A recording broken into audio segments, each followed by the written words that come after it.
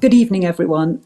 I'm Claire Hamilton-Russell and I'm a solicitor, and I'm going to share with you some of my experiences that I've acquired over the past 30 years or more. Being a lawyer, I'm going to start with a disclaimer. We have to keep all our clients' information highly confidential. And so whilst I can share with you some of my experiences because I have had cases reported, that means they're in the public domain and you can read about them online. A lot of our work is highly confidential and I have to protect clients' identities. So when I talk about experiences, I have tried to keep them quite generic so that privacy is preserved.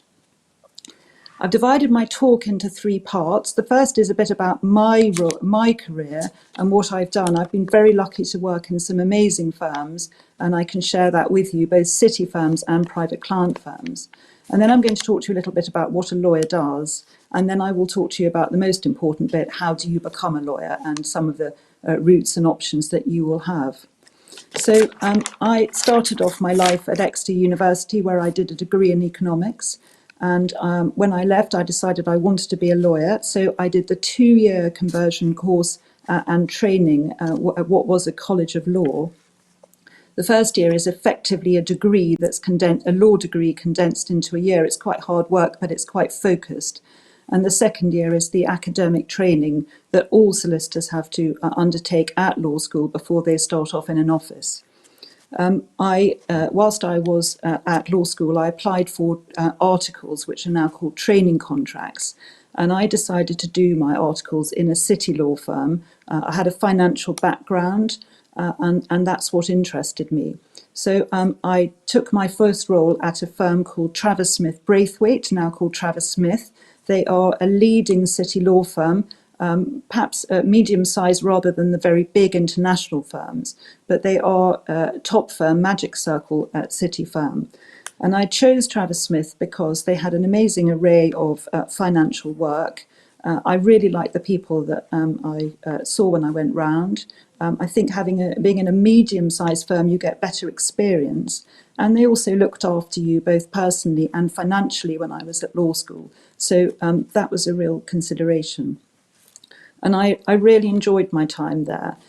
City firms look after institutions. So they're looking after companies, they're looking after clients who have property portfolios, they're looking after banks, they're looking after financial institutions. And you've got two types of work you do. You can either do the transactional work, so that's company work, where you're buying and selling companies for your clients, or you're buying and selling properties, commercial properties for your property clients. You're involved in banking and you're involved in all the tax work that goes alongside. And then there's the contentious side, so that's when the deals have gone wrong or you haven't been able to buy the company you thought you were going to buy, and that's the litigation seat that I did. And that's sort of quite exciting. You go off to court, you have to go and get injunctions, it sort of works, the work moves quite quickly. You get an amazing experience working as a trainee or as an article clerk in a city law firm. They will really look after you. You'll learn to do all the skills that you need as a lawyer, so drafting, negotiations, you'll go to meetings, you'll learn how to do all the different areas of law that you work in and get very wide exposure. And you're very supported and helped, and you get a very wide experience. And at the end of my time, I really enjoyed the contentious work, so I qualified into commercial litigation. And it was a very exciting time to be in commercial litigation in the early 1990s, because a lot of it was when the country went into recession. And one of the clients that my firm looked after was the Maxwell Pension Fund trustees. Some of you will have heard of Robert Maxwell, who jumped off or was pushed off a yacht, having stolen a lot of money from the pension funds that were part of his company, and my firm's role was to try and find that money and get it back for the clients. It was really quick. It was through the courts and a lot of work, and it was hard work, but it was very exciting for those who were involved. I enjoyed my time there. I absolutely loved my time. I was there for 5 years in total. But my passion was more of the individual side of the work, the personal side I was undertaking. And so when I was 3 years qualified, I was very lucky to be offered a job at Farrers. Now, Farrers is one of the one of the country's leading private client firms, and they look after a huge range of individuals, starting with the royal family. Most of the landed estates in our country are looked after by Farrers. They look after most schools, small institutions, charities, as well as a lot of wealthy individuals, both from England and abroad. Now, I was lucky enough to work in a lady called Fiona Shackleton's team. She was my boss. And some of you will have heard of Fiona. She did Prince Charles's divorce, she did Paul McCartney. And if you watch the news tonight, you will see her on, because she's acting for Princess Haya in the big case that's going through our courts at the moment against Sheikh Maktoum. And she's had all her personal phone compromised. So there's a big judgment about that that will be on the news tonight. So, it was a fascinating time. We looked after some amazing clients, huge experience of working with people that supported divorces. So, a lot of big property firms, Knight Frank, Savills, looking after clients who wanted to sell houses. We had all the city institutions, so Schroders, Casanoves, etc., who looked after our clients' finances. And importantly, we were able to work with some of the leading family barristers in the country. They really wanted to do our work. We wanted to work with them. So you build up some amazing relationships with the people who work with you and support with you.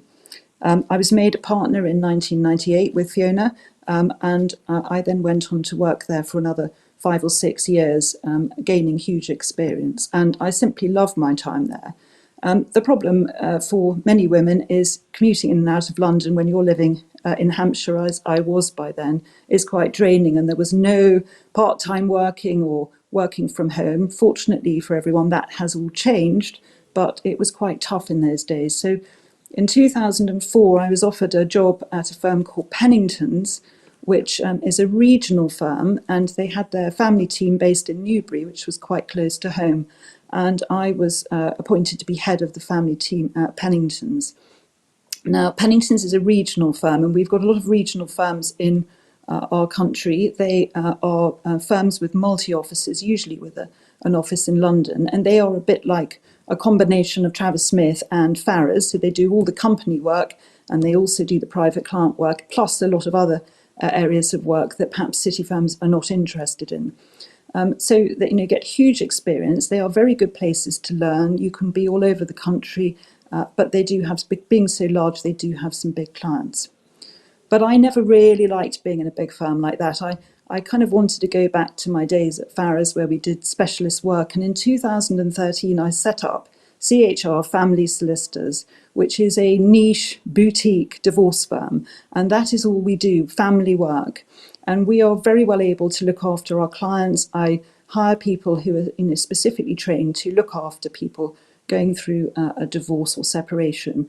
And we are able to divert all our resources to looking after people rather than attending management meetings and being part of a big firm.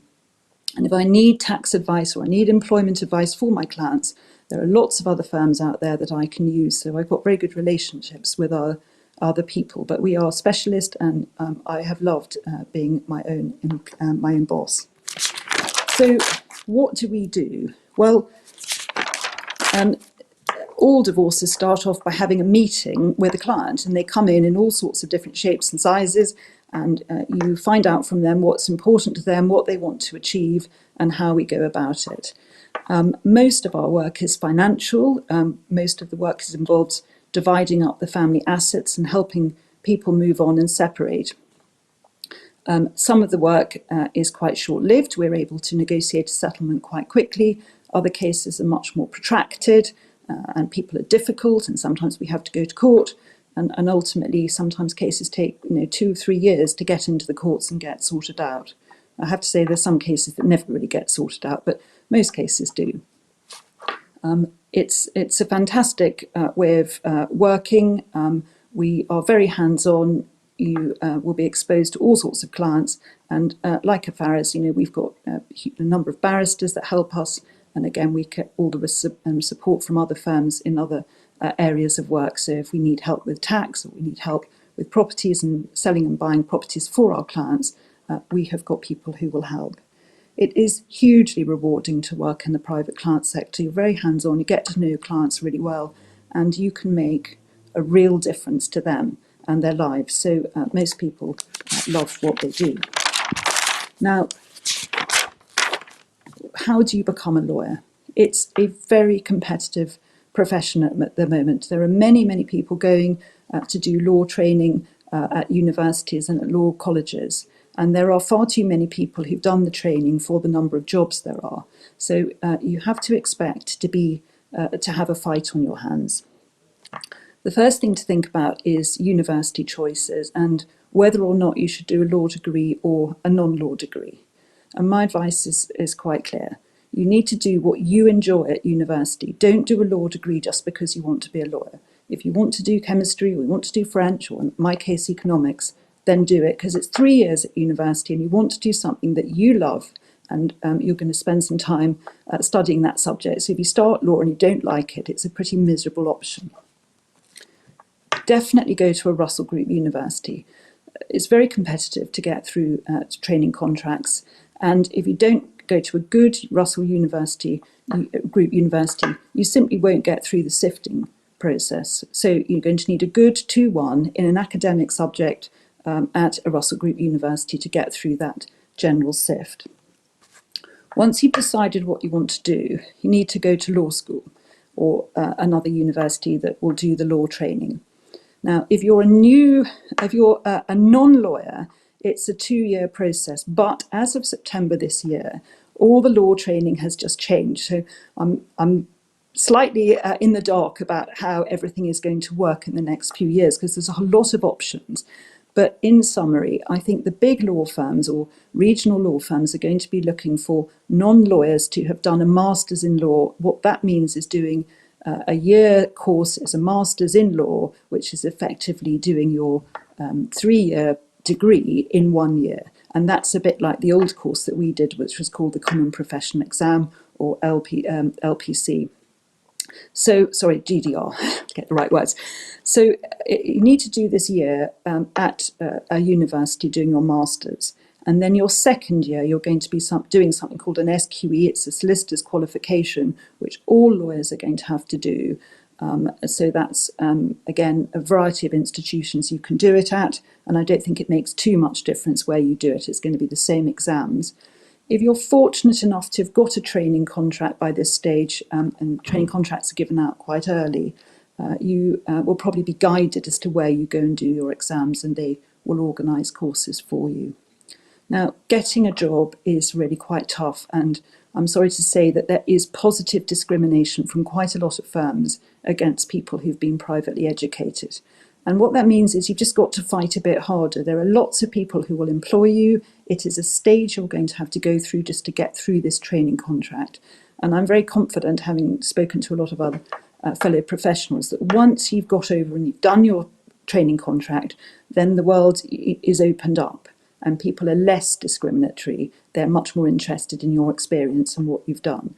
But this training process has become much more competitive, and it is difficult to get a job. So expect disappointment, and the way to get around it is to try and get as much experience as you can, take up any job offers you can get, go and work for local law firms, use all the contacts you've got, family, friends, schools, universities, get some experience, because that's going to really count. Now, training contracts given out by most of the big firms and regional firms, it's 2 years in a firm where you will do up to 3 or 4 seats of 6 months in different areas of the law. So if you go into the city, you'll be doing property, commercial work, litigation. If you go to private client firms, you'll be doing more family, employment, some company work, property work.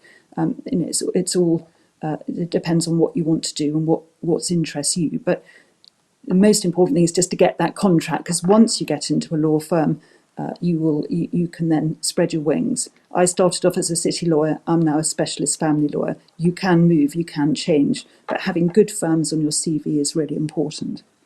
So keep going.